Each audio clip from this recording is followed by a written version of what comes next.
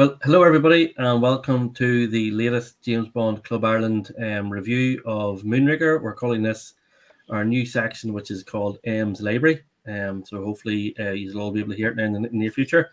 I am Seán O'Hare, and I'm co-hosting this review this evening with Kevin. Kevin, along with Phil and Patrick, who are going to be our panelists. We have Michael in the background, making us all sound and look good. So, look, Kevin, do you want to introduce yourself? Yeah, thanks, Seán. Hi, everyone. I think it's fair to say we've been expecting you for this review. Had to get that in. So great to see you all. I'm Kevin O'Callaghan. You might know me online as at Bond and Collar. Thrilled to be here to get talking about this third novel from Fleming and all about it. So yes, will we turn over to Phil? Yeah. For an intro. My name's Phil. I'm a Canadian living in Ireland. And I couldn't pass up the chance to be on this panel tonight. So pass the torch over to Patrick now. Thank you, Phil. Hi, everyone. My name's Patrick. One of the few Limerick James Bond fans in the group. And to be delighted to be here this evening to chat about this book and my actual first reading of a James Bond book. So delighted to chat about it. Well, look, as I was saying, we're going to be reviewing Moonraker this evening, so we're going to take it about an hour long. Good discussion, hopefully, between everybody. We're going to look at a couple of different areas. We have a bit of a running structure. We're going to look at thoughts on the novel before reading, look at the character analysis. We're going to look at themes and motifs, the plot, the pacing of the actual story itself, and the comparing the novel actually to maybe the movie itself and other spy novels, as well as getting our final say on what we actually thought of the overall novel itself. Britain in 1955, 10 years after the end of the war, and Winston Churchill has resigned as Prime Minister. Britain faces a new Cold War against its former ally, the USSR. Soviet Russia poses a threat to Britain and the West through its aggressive communist policies, and of course are seen as the bad guys of the world. Britain, with the fading of the empire, is trying to find a new identity for itself, a new sense of purpose. And of course, we can channel this through James Bond, and Ian Fleming's third novel, Moonraker, is released in April of that year. We start to see things get a little bit personal with Bond in this one. Firstly, by not starting on an official mission, but rather doing a favour for M. We find out more about M and Bond's relationship as they dine together and uncover the most disreputable, dishonourable thing you could possibly imagine: cheating at cards. This is done by the antagonist of the piece, the once perceived to be amazing hero of Britain, Sir Hugo Drax, but who turns out to be a former Nazi, now working for the Russians. Ugh, despicable. This is a great bad guy set up for a wonderful story, which is not whisked around the beautiful locales of the world to cheer up the audiences of gloomy post-war Britain. No, this is set in Britain. It's all taking place in Kent, Dover, beautiful parts of the world, and also with a car chase through Ebury Street in London, which is where Fleming once lived. All of these elements combine, and of course we have a Bond girl who doesn't sleep with Bond. A lot of unexpected, unusual takes for a Bond novel, one might think, but it all comes together in a rather wonderful adventure. So let's hear more. Let's see what the James Bond Club Ireland members thought of the novel and the third Fleming issue into the canon. Enjoy and leave your comments below on what you thought about the novel. That's a pretty quick overview of the book. As I said, we're going to look at a number of different areas, but maybe Patrick will start with yourself, and maybe we'll chat to you in terms of what's your overview of the book and what are your thoughts before reading the novel. Well, I suppose before I started reading it, the most interesting to find out that it was a totally different story to the movie itself. I know now, obviously, similar ideas were kept in the movie in relation to rockets and stuff like that, so they're loosely connected. But that was a very interesting thing to find out, that it was a completely different story to the movie we know and love. The book itself, I thought, started off a little slow, but once you kind of got into the bridge game, it kind of quickened on from that, Okay. and was quite enjoyable overall.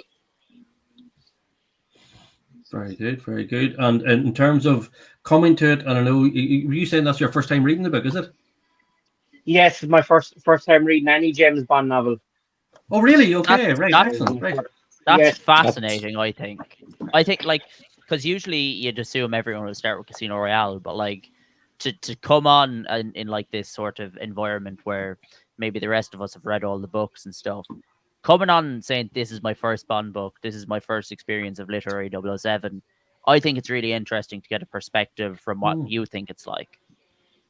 Mhm.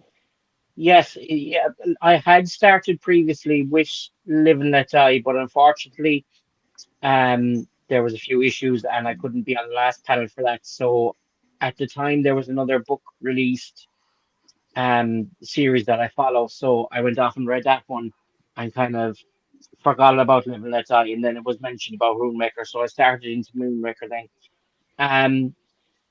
The in relation, Ian Fleming has I think he has a great attention to detail in his books. That's one thing I've definitely found from reading Moonraker, that he's a great attention into detail, like the start of the story, the detail about Bond's secretary, their relationship, the detail about Bond's normal day, shall we say, when he's not off saving the world, the detail about Blades and their time there that evening, the detail of the place itself, the characters that we meet in Blades. I think he has a great attention to detail for all things like that not necessarily a lot of other storytellers would.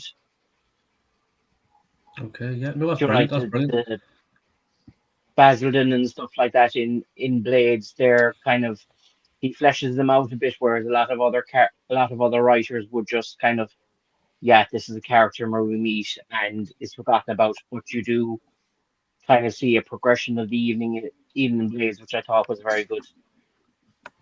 Did you have any expectations going into it, Patrick, as a first time reading of Fleming? I suppose, having read one or two other authors who kind of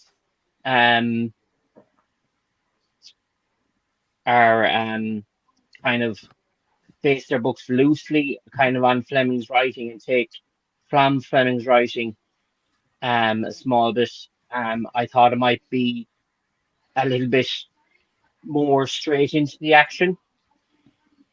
But the slow kind of burn towards it, I thought was quite nice, that the character was fleshed out well for somebody who might, as me, it was my first book to read. So for somebody maybe picking up the books, you don't have to necessarily have gone from Casino Royale, the very first one, or you don't have to have read Live and Let Die beforehand or whatever. You can kind of pick them up and get into the character really easily. Good. That's good to hear. Well, it's great that we have a first-time reader on the panel. That is even better. Yeah. Phil, what about yourself? Initial thoughts? Yeah, I was just going to say for Patrick, what a thrill it is to have that one as your first. Because the Live and Let Die, the previous one had some lengths to it, in my personal opinion. Whereas this one is something special, actually, because it's, in my opinion, it's one of the novels that, along with maybe The Spy Who Loved Me, is very much unlike every other Bond story. So Patrick, kudos to you for having that one as your first one. And we read the same copy, you and I, by the way. So kudos to you on that one as well.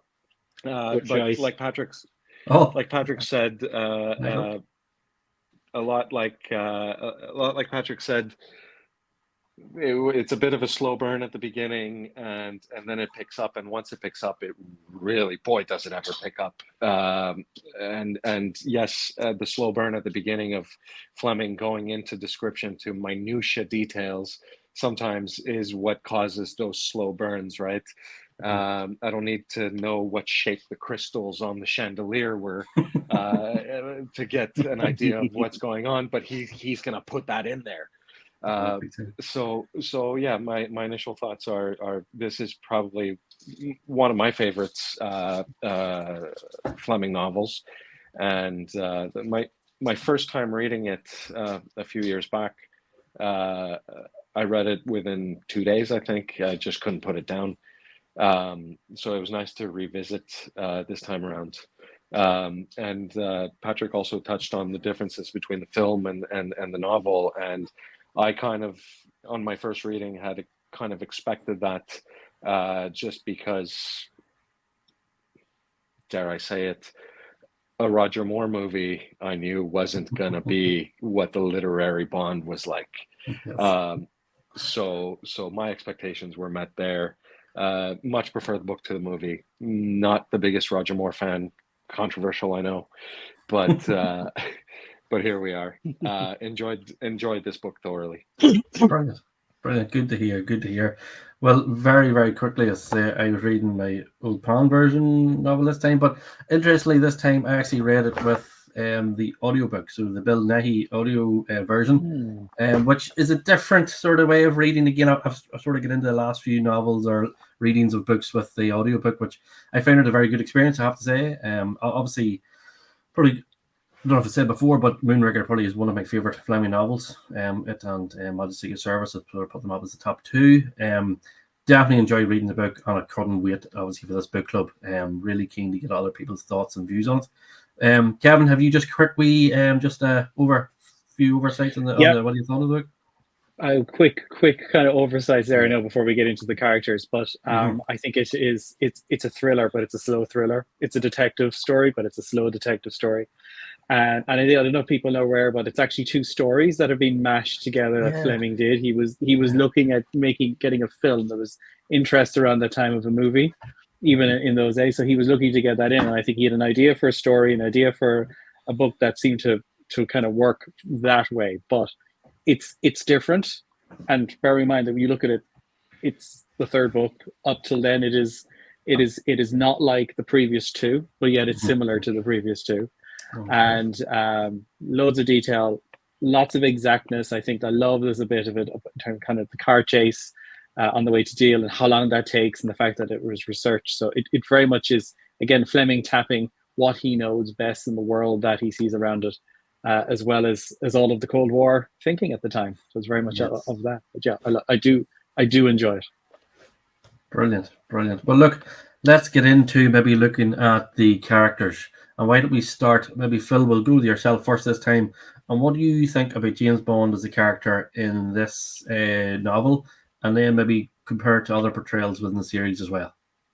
So within this one, I think for the first time in the series, so we had Casino Royale, we had Live and Let Die, and now Moonraker. For the first time in the series, we get more of a sense of who James Bond really is under the skin. Yes. Beforehand, you saw him as a blunt instrument, a man doing his job, focused on the mission. There wasn't as much detail as to who he is and his impulses on acting.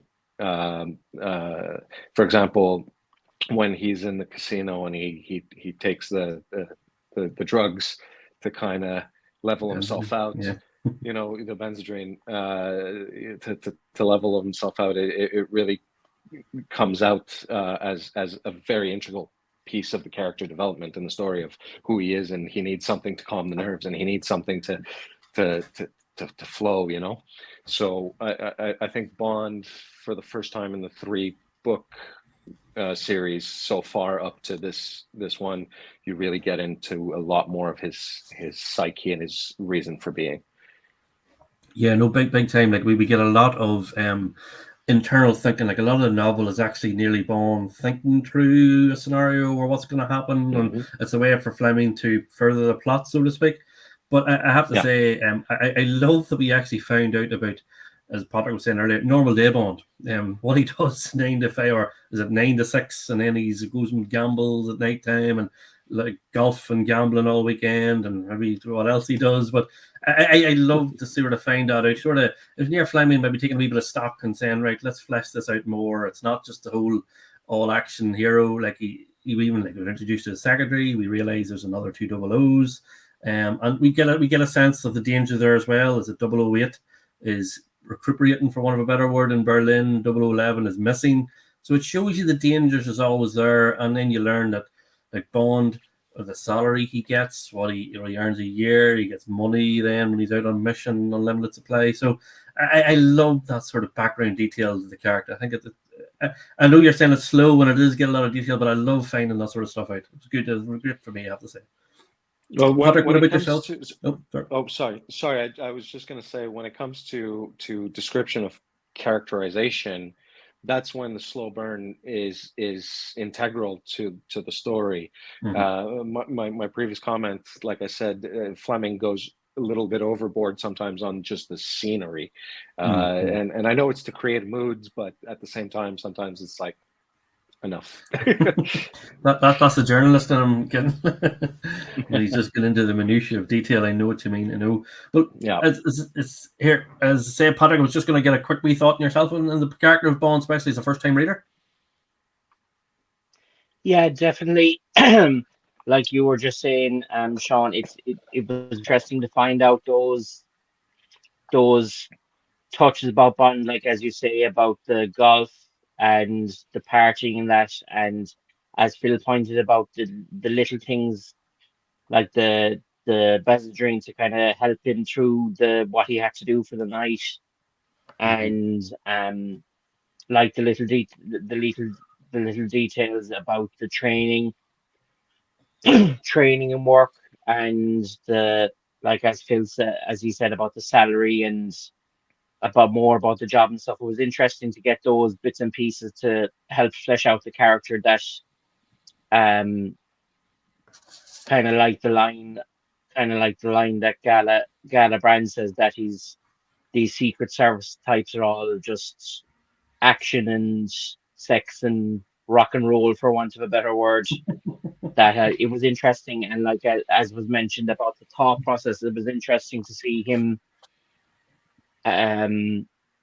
fighting with both sides of himself. That on one side, this looks like simply, that it was a scientist that cracked under pressure, whereas there's all these little pieces that are leading him towards that there is something seriously going wrong here. So it was interesting to see that thought process as well, and the kind of character development through the story then with Gala, that, like as you have said, kind of from the first 2 books, from my kind of research in that it was kind of mainly more the secret agent persona that was shown, whereas here we get more into himself, and that there is that bit, and then the bit of sadness at the end with Gala, to show us that there is that vulnerable side to him as well, No, completely. And Kevin, just as we touched on Gala there, do you want to maybe move on to Gala, will we? Gala is a little bit of an anomaly, I suppose, when it comes to women in the Bond books, and I think even how we've all been growing up with the films and that kind of almost conditioned to expect how these certain characters are. She is she's the heroine of the book, actually, really. She's already been holding down the fort when it comes to being down in at Drax's base, and looking at what's going on. I don't want to, spoiler alert, she's very, very integral to the book. If you haven't read it yet, this is where we're going to kind of spoil it a little bit for you.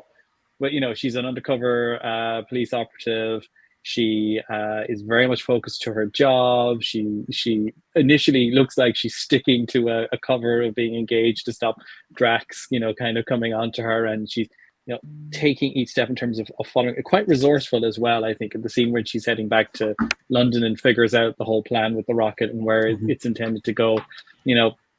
She's well coordinated, and she's kind of almost, it's 1955, I say. She's fighting off Drax, she's fighting off Bond, she's trying to get her job done. She knows Bond is going to be part of helping her to do that. She warms to him. That kind of takes us down, I suppose, leads us down a path where we might be making conclusions when they're not going to occur.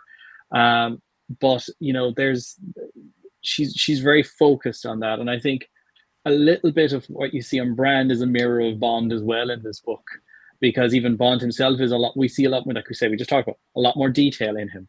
He has vices. He's doing stuff that really most normal people in 1955 were not doing or had access to. He's very, he's financially well off because of his gambling prowess. He doesn't expect to kind of live as long. So he's focused on that task and goal. And she's no different, I think. And I think in a way he finds this mirror and kind of a similar character to him, which is a little bit of okay, you're not as I expect. And we're kind of following her journey really from start to finish, which is, start focus on the mission, going through this kind of relationship and this dynamic and this a kind of fear of what's going to happen, and then to kind of the finality, which was focused on the mission is completed, now I move on. Very different to Bond in that respect then, and I think that's the jarring difference between her. But she's been talked about a lot as a character you might see in movies. She's been talked a lot in kind of this, I think, Die Another Day might have had her in. I think it comes up every Bond 26 rumor is going to have Gala Brand mentioned as well, I think, a lot of the time, because she's such an interesting character from a book perspective. And she does hold that mirror up, I think. What did you think, Seán? What was your thoughts just quickly on the... Yes, again, a different type of a female in a Fleming novel. Definitely very work-like, dedicated to her job. I liked the way that she was already working with Drax. So she was like Bond sort of came down and going like, let's say he's a plan developed in his head. I'm going to work with her and we'll get through this here. At the start, she's very standoff, and Bond isn't sure how to take her at all. Like I think at one point he was wanted to kick her under the table, in there, tell her I'm working with you. Let's chat here. So very standoffish, and then she sort of comes round to Bond's way of thinking. Definitely the whole incident with the cliff and the explosion at the cliff brought the two of them very much together.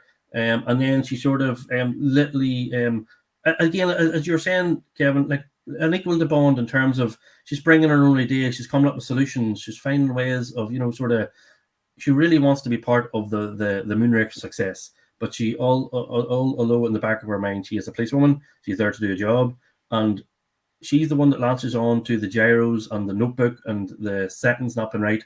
Yes, Bond is in the background. He goes separately to London. Gala is trying to get the book, look at the numbers, and then obviously is caught. But like she is helping Bond escape. She is there she's the one that talks Bond out of going in and putting the lighter to the fuel and blowing himself up. No time today, should I say that? But she's actually Michael put that in. Oh, there we go. There's the first one. What I will say is she talks Bond round. She comes up with a solution. Like it's Gala who thinks, let's reset the gyro. So like she is an integral part and as much an equal to Bond in the story, and that's what I really like. And then the different ending. Bond has it in his head. He is going to spend time in France with this lady, and who knows what will happen. She comes in and is completely going a different direction, and Bond realizes, need to step back here, need to sort of walk away. So definitely, I really think she's a very good character. I'm backing up your point, Kevin. That's why she is talked about come every Bond film coming up. Is there going to be a Gala Brand? And it's probably a reason. I'm only surmising here, but that's why they changed the name in Die Another Day to Miranda Frost, because Gala Brand is actually a positive character. It's not an agent that turns against MI6, for want of a better word, If I might jump in quickly, I just want to say something quickly. With Gala Brand, the book end is probably my favorite ending to a Bond book ever, with the two of them just sitting down, and Bond, as Bond kind of tends to do, he has this assumption that maybe there's a future there for me and Gala, and she kind of just plainly says, no, I'm engaged to another man, And there's a line I just kind of want to quickly read out. And I think this is really, I don't know, would we hear like the movie Bond say this? So basically it's, she said, "I'm going to marry that man," she said quietly, "tomorrow afternoon." And then, as if no other explanation was needed, "His name is Detective Inspector Vivian." "Oh," said Bond, "I see." There was a moment of silence between them, which their eyes slid away from each other. I like, in the movie, Bond 100% gets Scarlet Brand, but I think it's a brilliant way of showing that the book Bond and the movie Bond are different, because I suppose the movie Bond, he has the same hubris the book Bond does, but I think the book Bond is a bit more subdued. He's a bit more kind of tame and mellowed out. And I think it's also a good indication of what the Bond girls, well, what Scarlet Brand is like compared to other Bond girls, in that she literally just says, "No, can't, sorry, James." And you can tell that Bond feels defeated in that moment, in a way that, like, he thinks that even though she had the engagement ring on, and that might have just been all a front. And in the back of his mind, even though all the signs were there to say she wasn't interested in him, Bond wanted her to be interested in him. Yes. And it's just kind of, it's heartbreaking, but it's also kind of like, it's a bittersweet ending, if you know what I mean. So yeah, it's definitely one of the best endings of a Bond book. It's a great point, Michael, and even listening to you is making me kind of wonder, and I'm going to throw this out to everyone now. She's not a Vesper Lind, but there's a bit of a parallel. I sometimes wonder with Vesper, particularly at the end of that, in terms of, again, once again, regret. And when you look at this in terms of a 3-book kind of arc, you know, the first book, it didn't end well. The second book, well, yeah, it ended, but we moved on into the third. And then again, this is kind of this regret that you're not always going to be in this position where the movies might be a bit different. Any thoughts, anyone, in terms of that dynamic, or are we drawing too much in that? Phil, you look like you're ready to jump there. I just this book was written in 1955, so I think spoilers are given here. I just wanted to read my favorite passage of the book, and it touches on everything we've been talking about, is the very last sentence. He touched her for the last time, and then they turned away from each other and walked off into their different lives. Cut. The end. I mean, that sums up everything that Michael's just been talking about, and the relationship between the two, and the fact that no movie would ever end on that note just is what makes this book really special for me. Super. Brilliant. Yeah, brilliant. Patrick, what about yourself? Especially as a first-time reader. Yeah, definitely. I think it was a great way to end the book, because, like, as everyone has said, there was kind of, for most of the book, there was kind of almost the will they, won't they kind of, like, there was the kiss in the ocean. Right, there was the sitting beside each other semi-naked for a while. You know, there was kind of all this will they, won't they. They were to meet for the dinner in London, you know, and possibly spend the evening together at Bond's place or whichever. So there was definitely kind of an awful lot of will they, won't they for the entirety of the book. But I think it was a great way to kind of finish the story between them, and kind of to show that Bond isn't this amazing hero that's always going to get the girl at the end.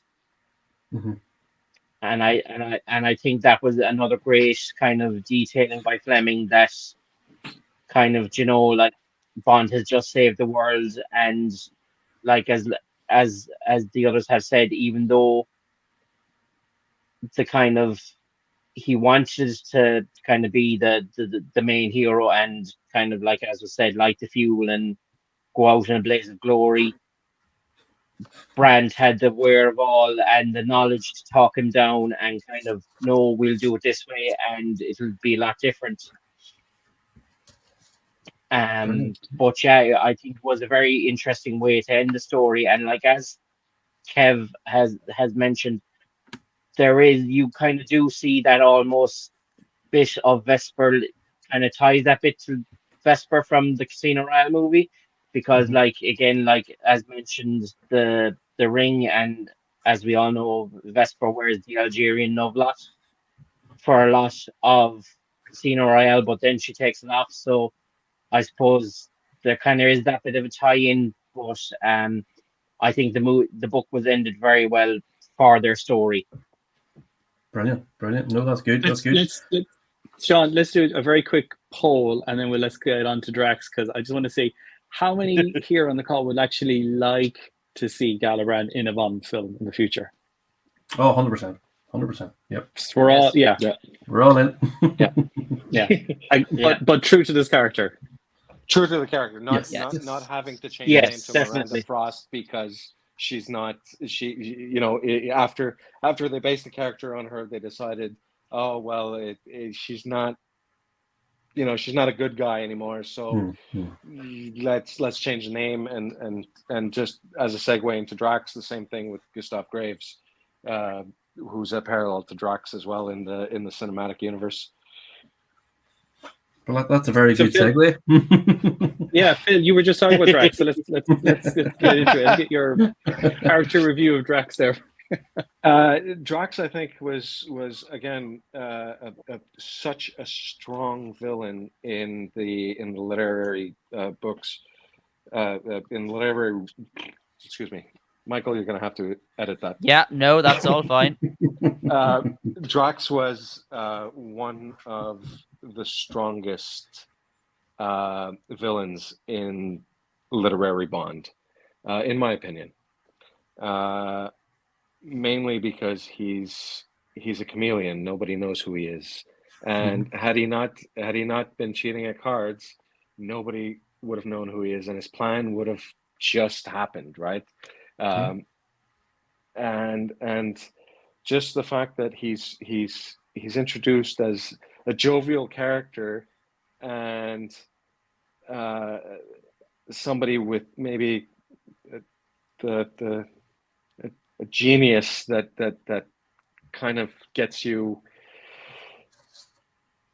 What are the words I'm looking for? He's one of those. To quote Austin Powers, he possesses that malaise that the genius, the insane lament and the genius possess, or something along those lines. And that comes out when he loses at cards. You really see him just that visceral reaction of coming out. But apart from that, everybody adores him. Everybody adores the guy. So he's a perfect blend into the society that he lives in. He's a national treasure. He's a hero. Everybody talks about him. The newspapers make stories about him and everything. And then you realize that he's not who he says he is. And that's just kind of if you look at other villains in the series, guys like Red Rat, yeah, yep. You know who he is from the start. You know who he is. He tries to blend in and disguise himself as one of the spies, but you know who he is from the start. In fact, half the novel is about him. But we're not talking about from Russia. We're talking about this one. So this is why Drax, I think, is such an interesting character. Is he blends into the story, he blends into the world he lives in, and then he just turns around and he's Jekyll and Hyde. Yeah, no, I actually like the way Fleming wrote it, because Bond comes around to liking him as well. Bond was sort of, what's he doing, cheating at cars, and he says something. Then when Bond goes down and meets him on the site and sees him Moonraker, Bond is near ready to follow him as well. So Fleming has you thinking, oh, right, this man is doing good, and then obviously the whole change around. Well, Patrick, what about yourself? What's your thoughts on Drax as a villain? Yeah, definitely. I think Phil hit the nail on the head that he's a very Jekyll and Hyde character, and like as you mentioned, Seán, the fact that when we go from the scene at Blades to Bond meeting him kind of in Drax's own bubble in the Moonraker factory, and like as you say, Bond kind of is nearly turned around to being a warrior for the cause Yeah. in that instance that he goes, right, okay, yeah, he is totally a different guy. He was just blowing off steam and blades. You know, I think that was a great character development by Fleming, that you kind of has Bond second guessing himself for that kind of portion of the novel until other little bits and pieces happen, that and he kind of goes, yeah, right, there is definitely something wrong with Drax here. And like kind of as Phil mentioned, there are great little subtleties pushed in by Fleming in kind of Drax's story, like the explosion of rage at the end, at losing at the card game and being found out as a cheat, to kind of the way, like, when Bond and Gala walk back in after the incidents with the cliff, that he kind of almost turns like a ghost and goes, "Shish, we fucked up." They're still alive, you know. And but yeah, I think it was very well written. The fact that, like Phil has said, he is written as a man of the people, somebody who was, like, his POW experience and his injuries, and that he came back from that and kind of purely by luck managed to get his first fortune with the Columbite and stuff like that, and then was able to build it and kept building it and kept building it. But at the same time, kind of didn't ostracize himself from the people that he was giving back to different charities and things like that, so that he was kind of still seen as a grounded person. But yeah, then, and like as Phil said, the flick of the switches just here and there, that you saw that, right, there's something definitely not right here. And then, of course, when you see him really come out, when Gala finds the notebook and checks it and realizes the whole plan, and then we just see him for his true self. And sorry, Patrick, but if I can add as well, one of the things that we haven't touched on is the fact that he's such a loved character in spite of his physical appearance, because as he's described in the book, he's very grotesque looking. And you know, like his teeth are deformed from having sucked his thumb, kind of thing. Is he's got wide, you know, mouth of teeth that's sticking out, and he's got the patches of red hair all over his face, and the deformity, well, the deformity of how he's described makes the fact that we've talked about how endearing he is, and we haven't touched on his physical appearance, which even makes him more of a chameleon. You know, I just find that juxtaposition from Fleming very interesting in his character development. Big time. And then even more so when we actually find out his backstory, like, that turns it all on his head straight away. And I love the wee sort of flashback to World War II and the missions and the sort of the company he was with, and then what they did, like the werewolves they were termed as. Like, that's really interesting, and that's obviously Fleming just come back into the World War II days. But like, even when I was reading it, and he was explaining how he went out to get a dispatch rider, like, and to kill them and everything else, take his place, like, that appears years later, I'm pretty sure, in A View to Kill in the novel, I think it is, that Fleming wrote as well. So I love that he touches a bit World War II in that, but I think it's a great way Fleming can turn a character, all of a sudden we get a backstory, and he's evil. And then here we go. He's ready to blow up England and all that. I just love the way Fleming turned that, because obviously he was saying, like, true Bond, we are near getting to like the man, and like Bond is trying to convince himself that he's good.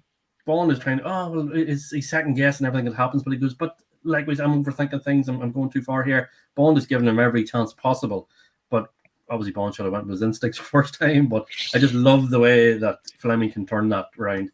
Okay, Kevin, what do you think yourself?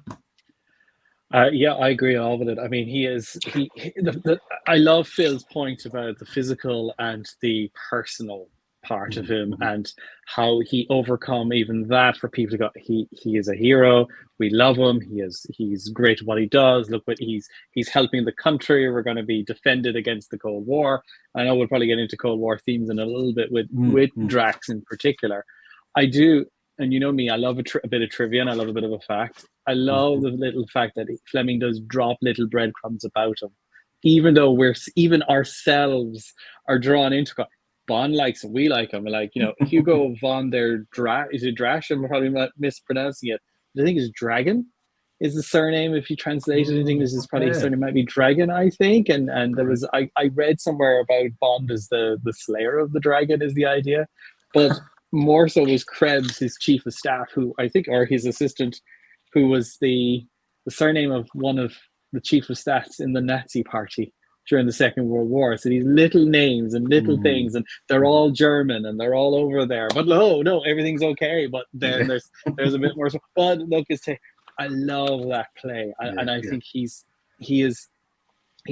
just putting enough doubt in our heads with him. So the character himself, wow, a great hero, but yet we're just constantly asking, is there something more, or is it someone else, or is it part of the organization? And we're left into that doubt until right near the end of the book. Brilliant. Well, you've sort of touched on it. Yeah, we start maybe looking at the actual time in which the novel was set, and maybe look at the sort of themes of the book itself. You've talked about the Cold War. Patrick, again, what do you think yourself in terms of the? I don't know if you know much background to it in terms of a set during like the Cold War, and everybody's worried about sort of atomic bombs dropping anywhere and everywhere, and everyone wants a nuclear deterrent. So it seemed to fit in very well with that sort of timeline when the book came out. Reading it now for the first time, Patrick, did you like that sort of a story, or do you think it was a wee bit maybe far-fetched, or were you able to place yourself back in sort of the thinking of people at that time?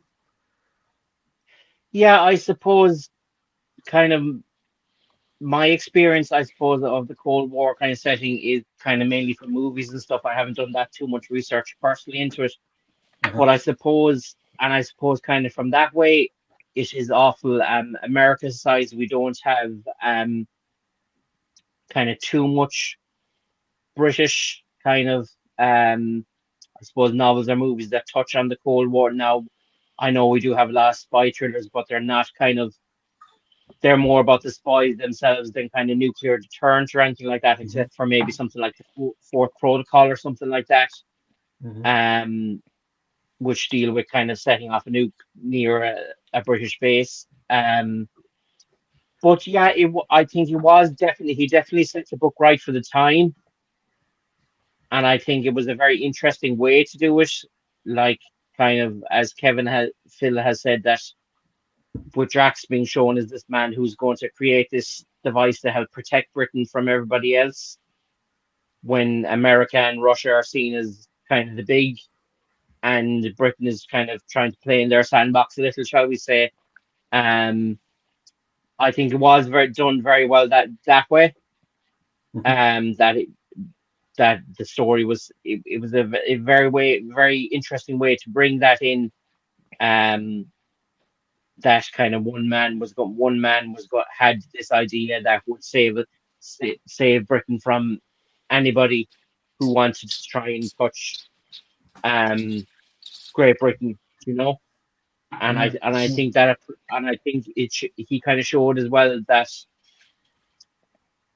Drax was kind of in the story, that Drax appealed to everybody, not only the middle kind of classes who he was kind of seen to have been from, but also the elite who he was trying to be in, like playing at Blades and stuff like that. That he appealed to everybody, and which was the great way that he was going to get away with this plan, that he appealed to everybody, and that nobody kind of suspected that something like this could happen from such a guy who was for the people and wants to protect Great Britain and everything like that.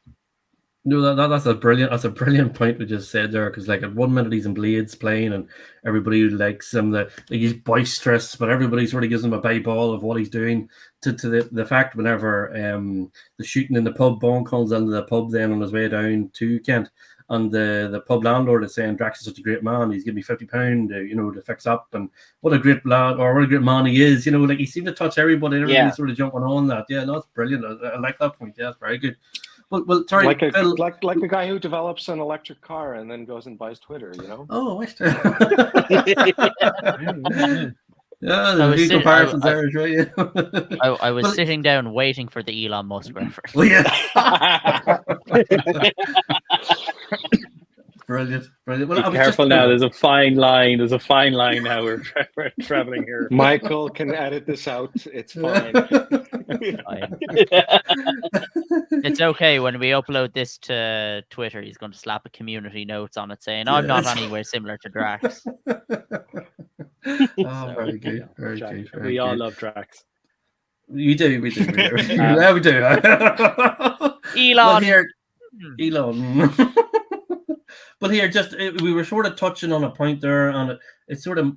I'm thinking of the word, and I think it was on your notes, Kevin, about patriotism, in terms Yes. of that theme running through the book. Do you want to talk a wee bit about that? Maybe, Kevin, you want to start it, and sure, we'll lead on from there.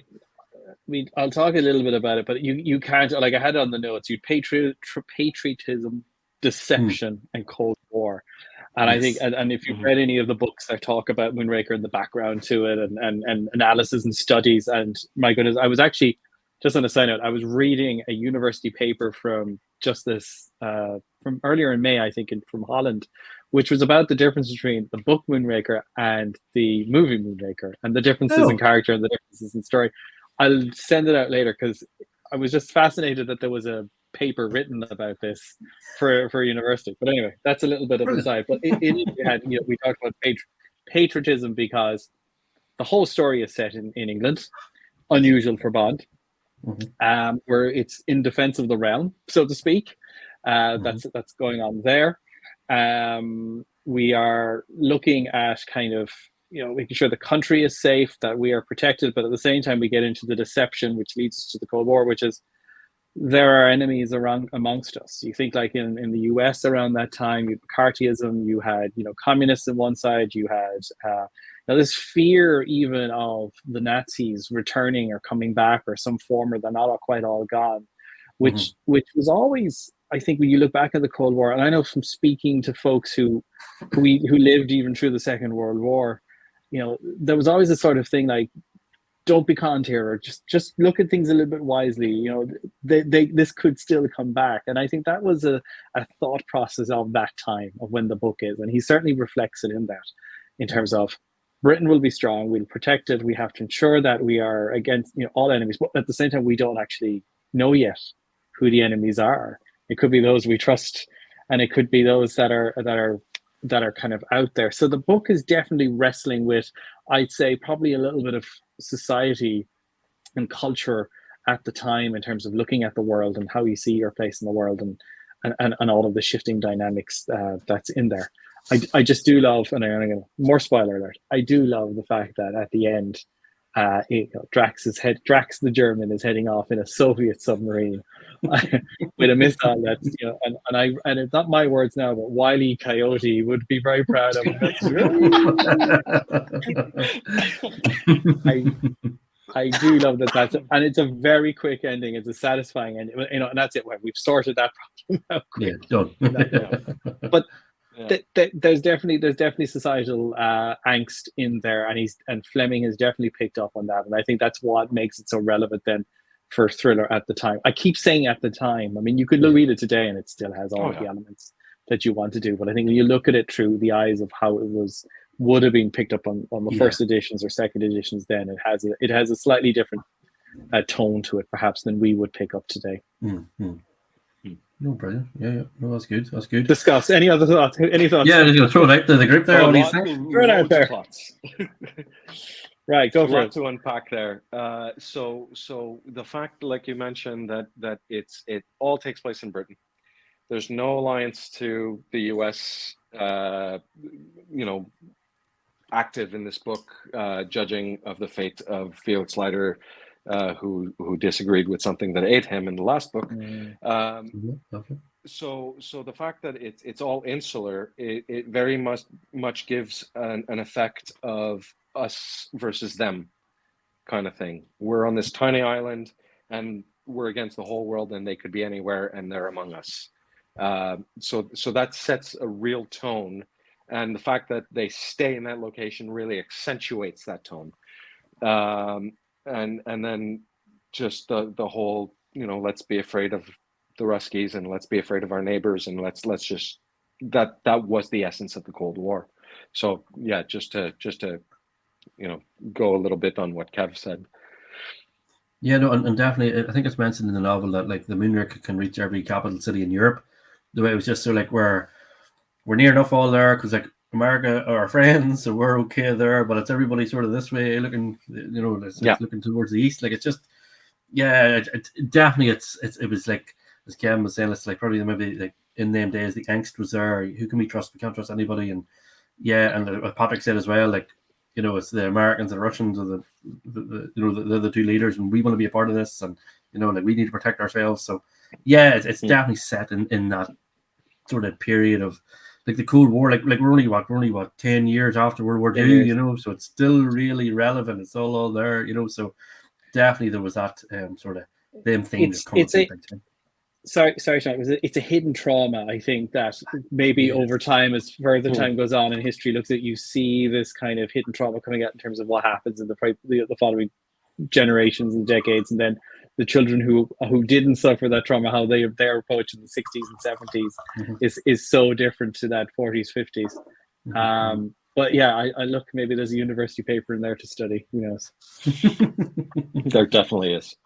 Who knows? Well, here, will we move the conversation maybe just in looking in terms of, and we probably touched on it a number of times, but like we talked about the plot and the pacing, and I know we touched on just very, very briefly about there's a slow burner and picked up. Do you just want to maybe just talk quickly just about just how you feel the pacing of the story went? We'll focus maybe more in the second half, but as Kevin said at the outset, this is probably maybe two different sort of stories coming together and bridged together with maybe the bridge scene, if you know what I mean, the cards of blades. Do you want to maybe, Patrick, I'll start with yourself. Do you want to just maybe talk about the pacing of the novel and how you found it?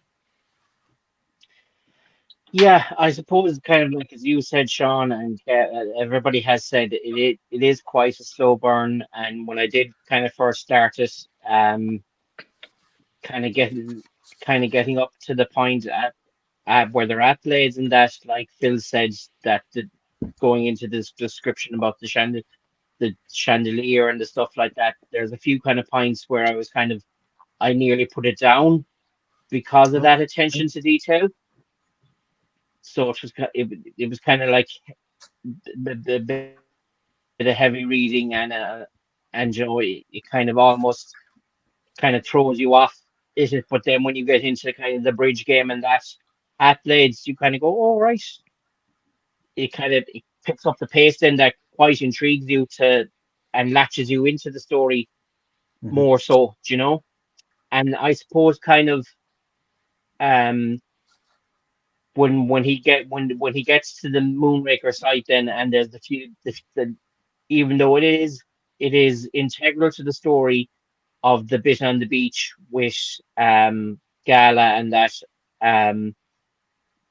I suppose the pace kind of slackened off then a small bit again, but kind of was brought back very quickly then with the obvious the cliff slide scene, so it kind of grabbed you back into it then again. So I suppose he was kind of pacing it out so that there was time, like kind of as we said, to build the rapport between Bond and show that Gala is nearly a mirror of him. And is quite integral to the story, that she's not just going to be his bit on the side. He's not just going to look kind of like, as Pussy Galore says in Goldfinger, that I'm not just going to look at you and fall into your arms kind of character, and I suppose there's the developments as well, and I suppose in one way showing Bond's thought process was good to flesh out the character of Bond, that like as we've mentioned, he's thinking out the scenario and all the things that are threading up, to just the pressure of building this amazing rocket and wanting to have it perfect. But at the same time, I felt there was kind of pieces of that process where maybe could have been sped up just a little bit to kind of continue on the story a bit, but at the same time it was needed to kind of show that Bond was at loggerheads with himself, that like as you said, Seán, that his gut was right, that there was really something really up here, but at the same time the way that Drax was so good as kind of a chameleon character, that he was kind of able to turn Bond around and nearly had, as I kind of said earlier, nearly had Bond as a soldier for the cause. Yeah. But I suppose Fleming did that to a point to kind of, as we've mentioned, kind of more develop the character of Bond, to show that he's not just this hero that's going to save the day all the time. That he does have, like we mentioned, he does have his flaws, he does have his vices, so that there is kind of, and he beautifully shows that at the end when Gala tells him that she's engaged to this other detective, that we kind of, and Bond turns around and says, right, it's time for me to be what I am, this secret agent, this silhouette, and sulk off into the background, you know. I think that was the good pace of the story. Very good. Yeah, that's well put. Very good. Yeah, Phil, what about yourself? Just briefly, what did you think the pacing of the plot went? I think the pacing of the book takes us through Bond's journey. So what I mean by that is the beginning of the book is something along the lines of Bond is having a slow week and there's nothing really in his inbox on his desk, and he hates days like this, and it's so boring. And when you're reading the first few chapters, you're reading that, you're going, this is where's the good stuff, where's the action, what's going on, you know. So it takes you into the journey with Bond, with the pacing. So nothing's happening. Hey, dude, can you do me a favor and come to my club and help me out? Oh, okay, yeah, interesting. Okay, well, night out. Okay, that'll be fun. Okay, it's starting to be interesting. All right, well, what's on the menu? What's going on? What are we doing? And then it goes into a mission, you know. So I think it takes us through his psyche at the same time in that kind of way that you're reading and you're going like Patrick is going like, I'm going to put this book down, I'm done with it, you know. and that's how Bond feels at the beginning.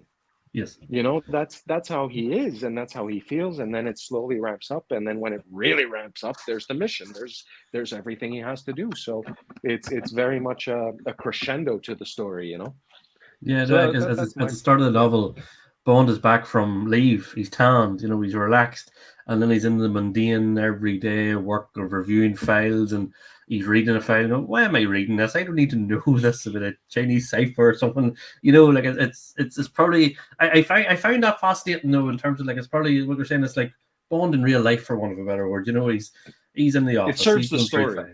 Yeah. Because yes, I completely take your point that it's slow, a slow burner builds. I just found it a different sort of element to the character that I could relate to, in terms of getting into the office and having to do this, and you get through these fits, and like he's trying to, well, I missed lunch today. Am I going? You know, like he's just thinking his mind goes off and drifts off in different wee types, and I never seen that in the first two novels. You know, so I definitely found that different. I get it, because sometimes you want to write, where's the action, what's happening. Like the most action is a card game of bridge. You know, for the first near half of the novel, so to speak. And like if you sell that, they're told that to somebody today, they go, well, I don't know if I'll read that or not. So it is different that way. It is definitely. Michael, what about yourself? What do you think of the plot? Yes, you know, it's the things like that. But yeah, I was saying, Michael, what do you think of the plot yourself? Yeah, no, I kind of wanted to jump in because I love how the book is structured, and it goes from Monday through, is it Thursday to Thursday and Friday? So like it basically takes a week. So anytime you're reading it, you can kind of get a sense of where they are along the week as well. So I read somewhere online that someone suggested, even though it's a short novel, read Moonraker in how it was written. So like read the first Monday chapters together on a Monday and then do it that way. Just kind of like, just so you kind of nearly get the feeling, the passage of time, what it's like for them and how the week goes. But then again, like you said, I kind of love mundane Bond. He just there's a certain thing to Bond where it's so relatable when he gets into work and he sits down and he's like, "Oh Jesus, lads, I do not."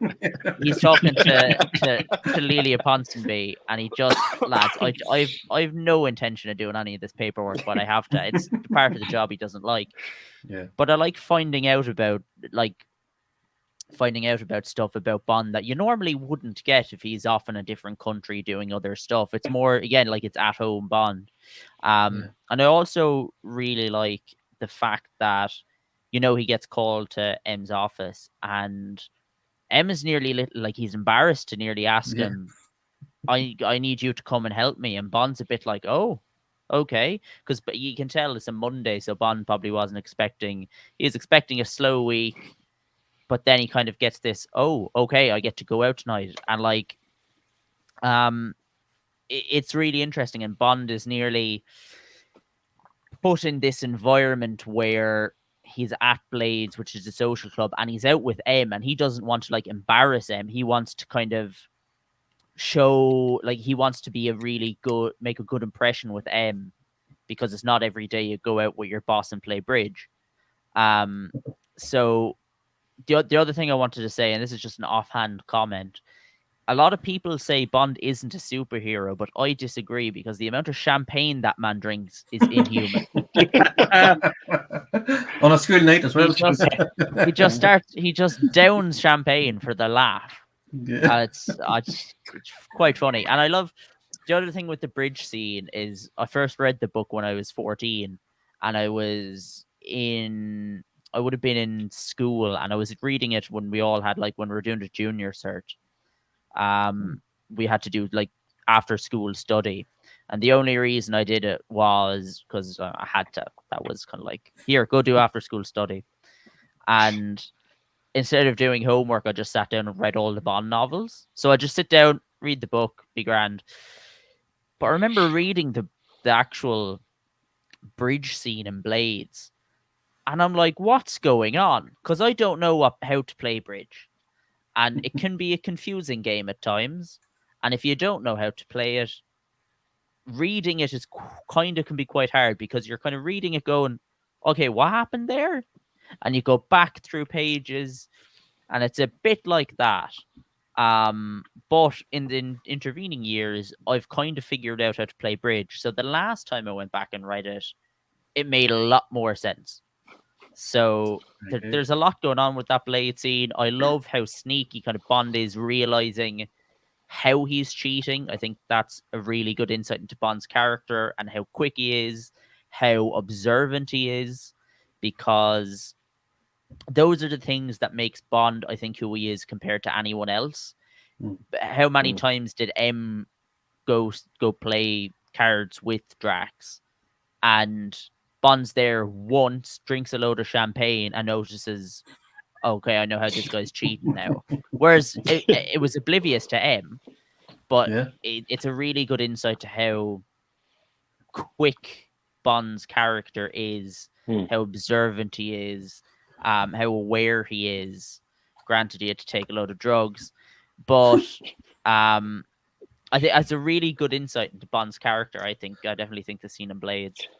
Well, here we get more of a backstory as well. Like, we sort of get it related away how Bond is so good at cards. He spent time with card sharks. These books. He goes home and he needs about 20 minutes to brush up on his card tricks, and he knows how to set sort of Drax up, for want of a better word. He's two different types of card. The red deck, the blue the red deck. and the blue. Yeah, so like it just shows it was like M is asking Bond because he's the best player within the service.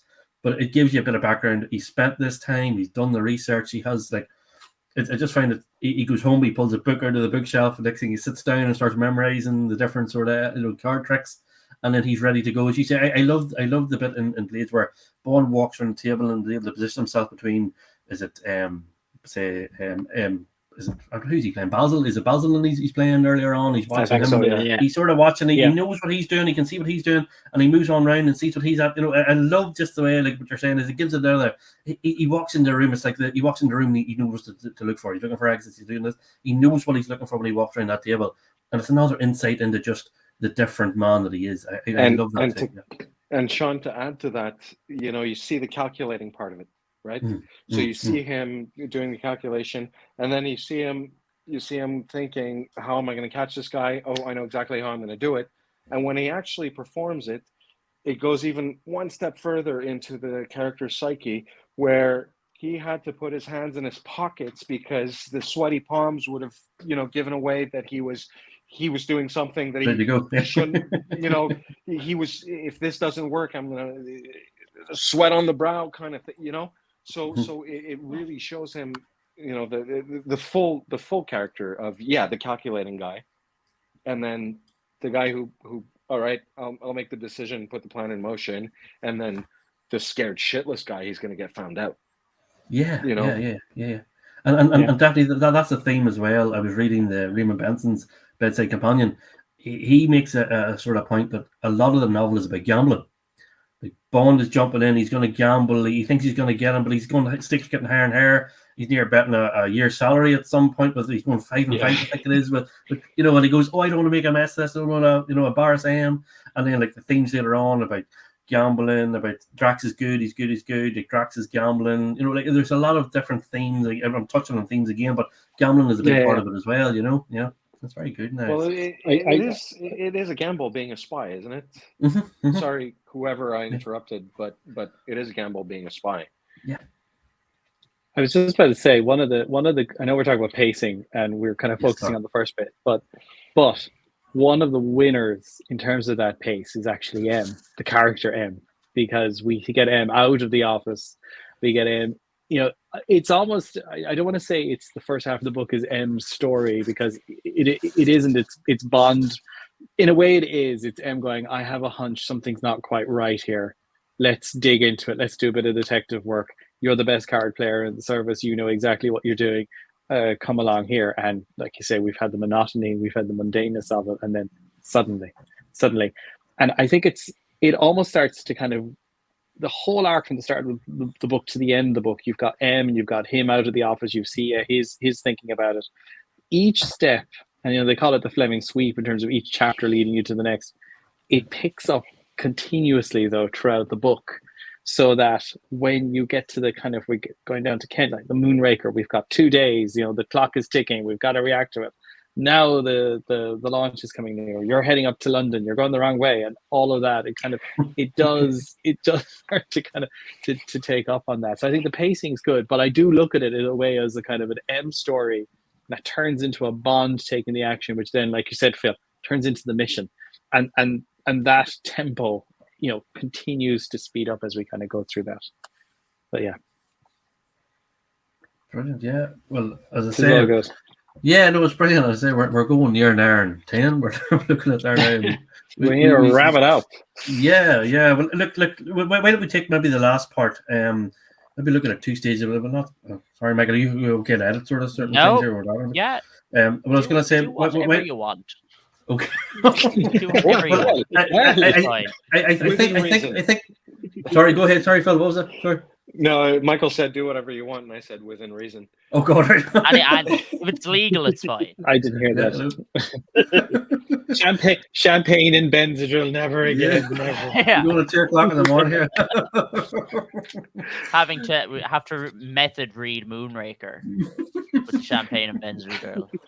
Oh no! That I really wish we did that now. Huh? Yeah, as it was intended. M's library is taking a whole new twist now. But here, why don't we maybe just? If we take Michael's approach of reading it on each Monday, but actually doing the champagne bit as well on the Monday, with the hangover going in on the Tuesday morning at 10.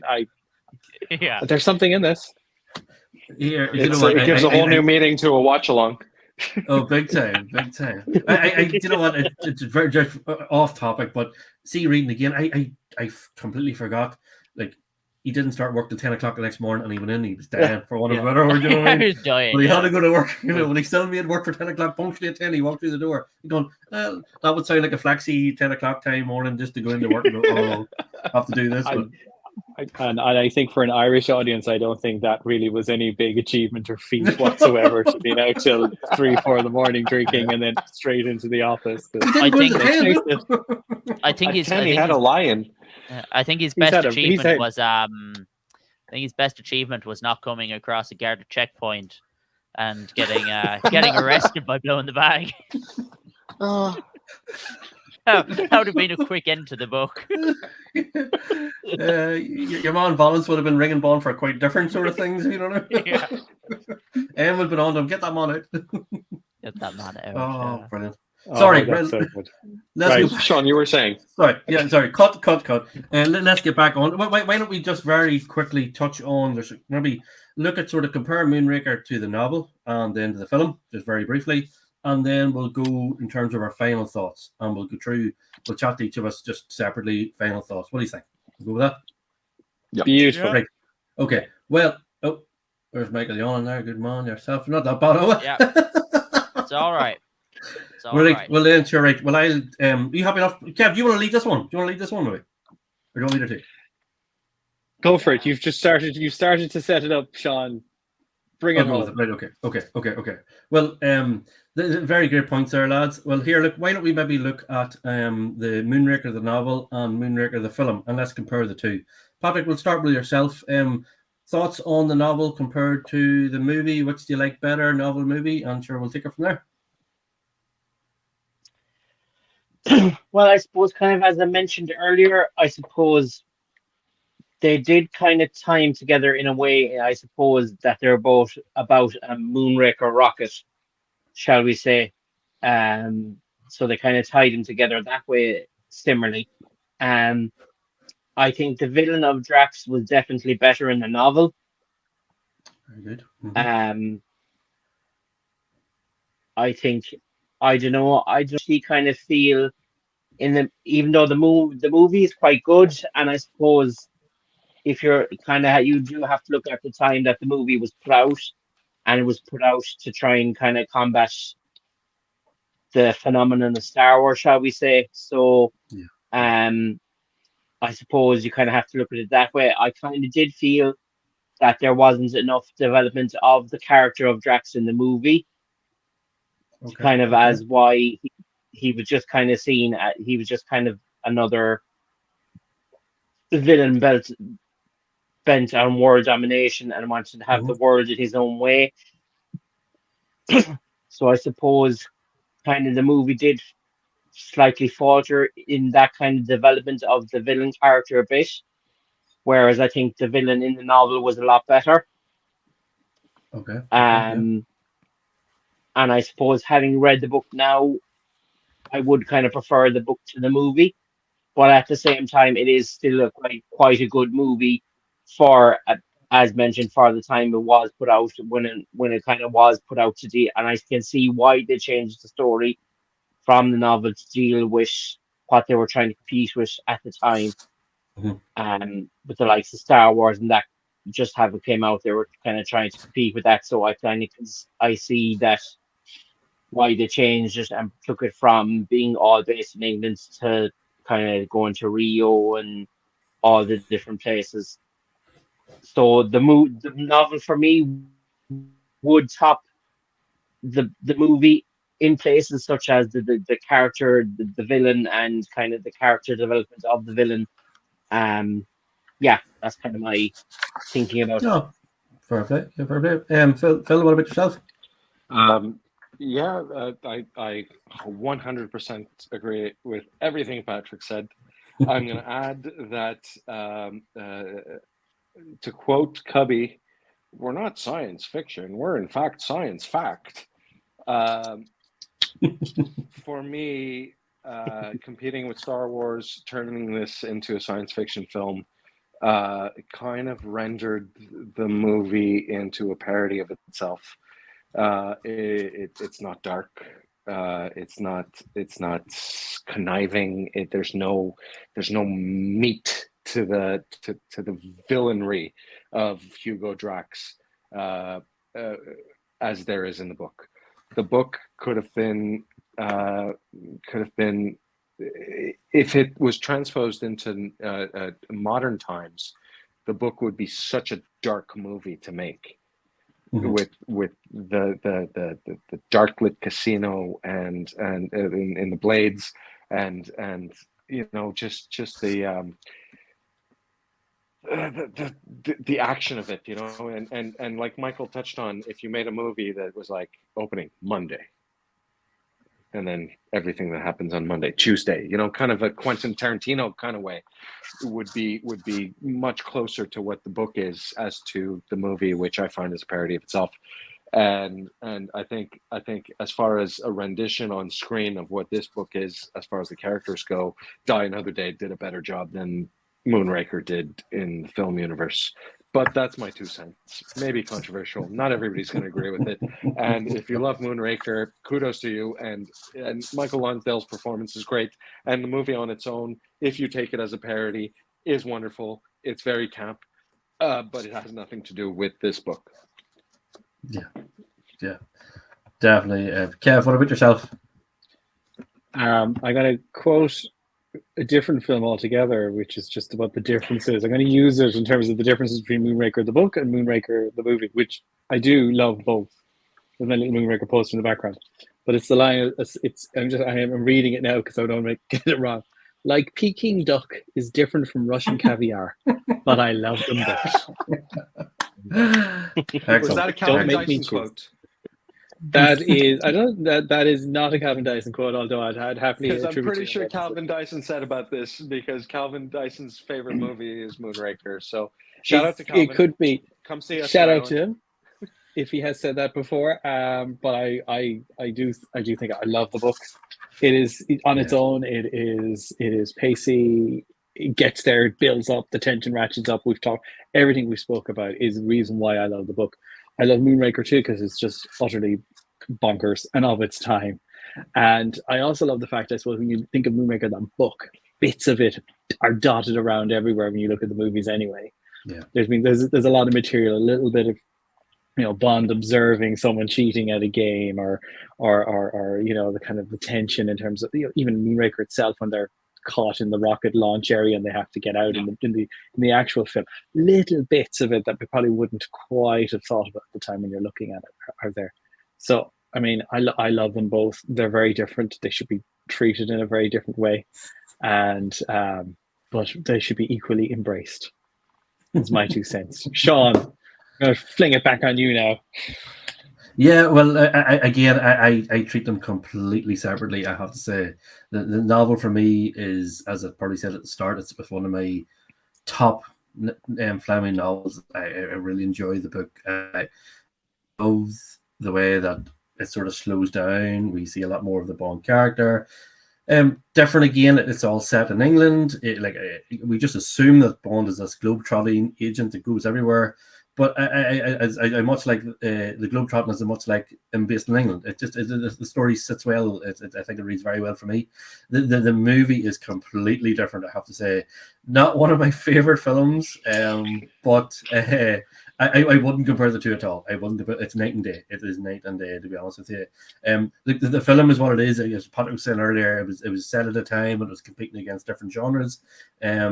But I definitely couldn't compare the two. I have the novel right up there, the movie not so far up there. But in terms of like visualizing the character that I see, like I don't see Roger Moore at all. I just don't see Roger Moore here at all. In fact, I probably would maybe touch on a different book of view. I don't really see any of the Bond character or the actors, should I say. I see more. I always just get the image of the Daily Express Bond that they put in, you know, and the strips in the paper. I see that sort of character as Bond every time. But yeah, I couldn't compare the two. Definitely not. No way. No. Michael, let's go. Yeah. Yeah. So I suppose to touch up on it all is like what Phil was saying is that the two are so completely different, and if you were to make an actual Moonraker novel adaptation, I think it should be like closer to nearly a low budget A24 production, which is like, again, broken as quite artistic and not really your typical Eon Bond. But again, it's saying what you've all said before. I love both. The first Moonraker, the film, is one of my favorites just in terms of I like just having it on. It brings me comfort to view certain things in it.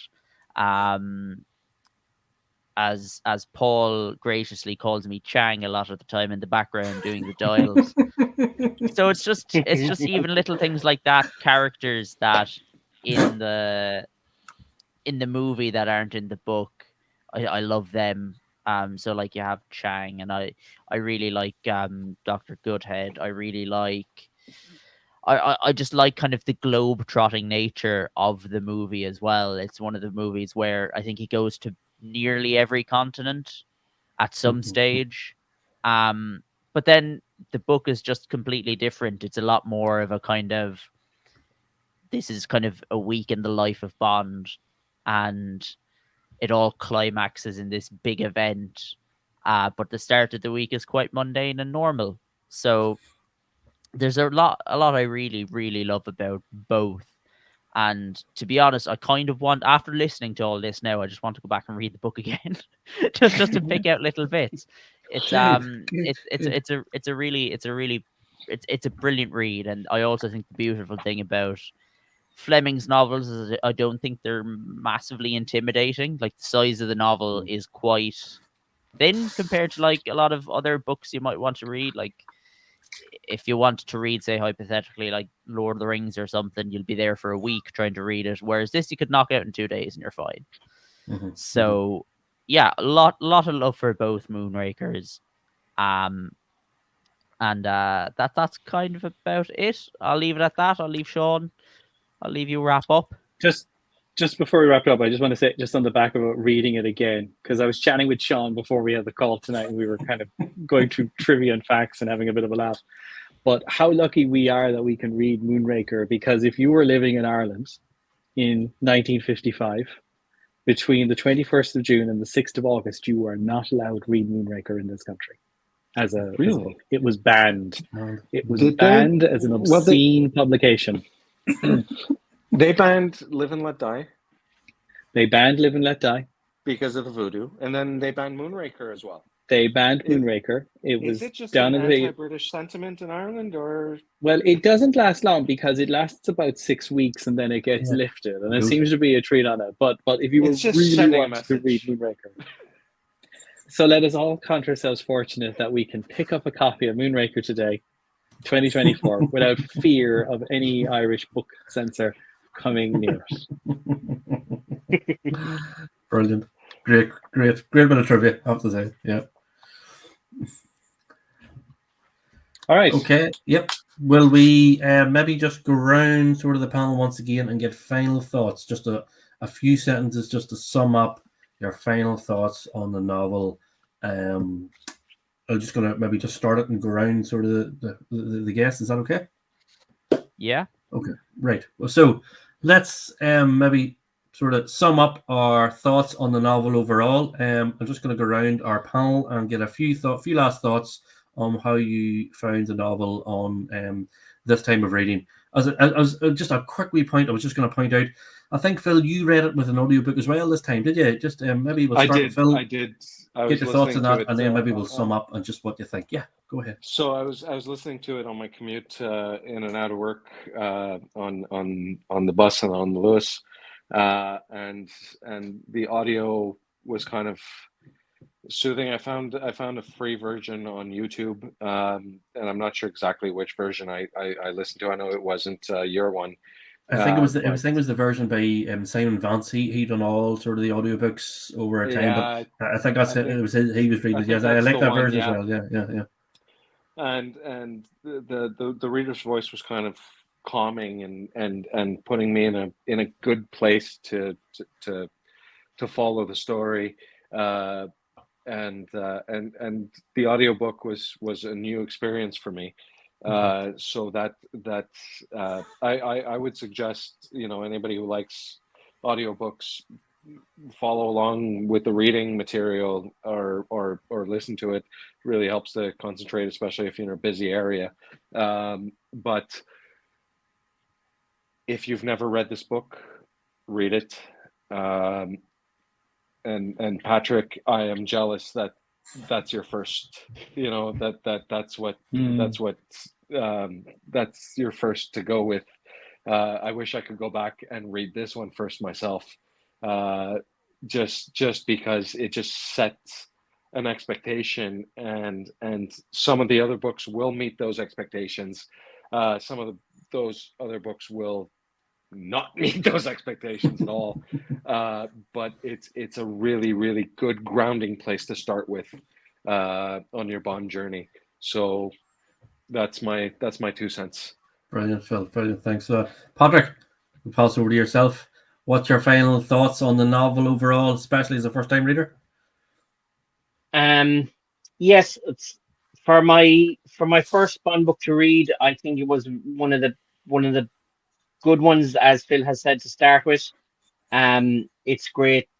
It was a great one to flesh out the character of Bond and show all sides of him, not just the kind of action hero that we're used to from a lot of the movies. I think it had a very good villain in Hugo Drax and a great love interest. I won't, psychic is a bad word. Partner in Gala, that she was nearly his equal, and I think it was great to see the story play out between the two of them. And I think and like kind of as Michael has said, it was great to kind of start off with meeting the regular Bond and then have a work up towards the mission and towards the action. I think that was a good choice from Fleming for this, and just a very good book all around. Brilliant. Thank you. Kev, what do you think? Final thoughts? Read it. That's my final thoughts. Read it. It is unique. It is a unique book in terms of how Fleming approached it. It's a book of tension. It's a book of escalating drama. There's none quite like it, really, when you look at it, the full view. Go out, read it, listen to it, enjoy it, have fun with it. Brilliant. And Michael, what's your final thoughts on the novel Moonraker? Yeah, I'd say as well. I also listened to the Bill Nye audiobook, and the way he says "Krebs" always stuck with just how bluntly he says "and Krebs." I always get I could listen to Bill Nye read the phone book, to be honest with you. Yeah. But yeah, no, it is definitely one of the Bond books that I think flows better personally than a lot of the others. So if you struggled reading, say, Casino Royale, which has a lot of Fleming kind of just waffling on about stuff in French, and is a bit kind of I think it's a bit harder to kind of maybe sink your teeth into, and maybe if some of the more, say, off-color things in Live and Let Die put you off, I think Moonraker is actually a very good place to start. Because if you've just watched the movies, you get a great sense of who the character of Bond is.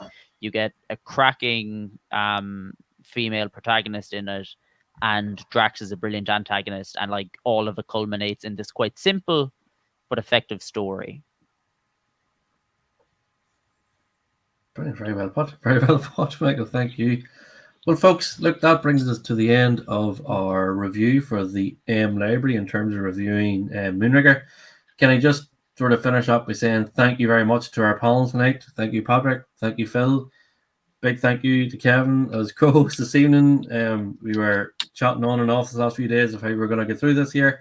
Michael, once again, thank you very much for your input, and also, if people don't know, Michael is our editing supremo, so he's going to make us all sound and look very well now in the next few days. So, Michael, thank you very much for all your input as usual.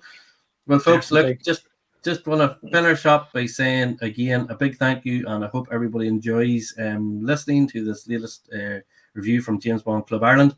Again, as I say, you can find us on the social medias. We're on Instagram, we're on Facebook. I believe we're on TikTok as well, although I'm not on it myself yet. But We're there. on We're there. TikTok as Yeah. well. Good. So look, folks, thank you very much once again for watching and listening to this review.